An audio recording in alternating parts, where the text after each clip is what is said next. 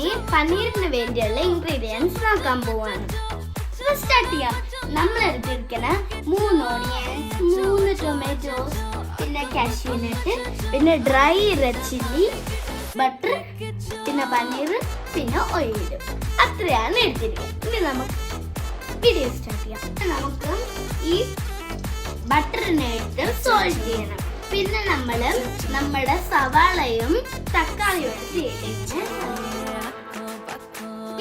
നമ്മുടെ ഇൻഗ്രീഡിയൻസ് എല്ലാം സോർട്ട് ആയിക്കൊണ്ടിരിക്കുകയാണ്. നമുക്ക് ചപ്പാത്തി ഉണ്ടാക്കാം.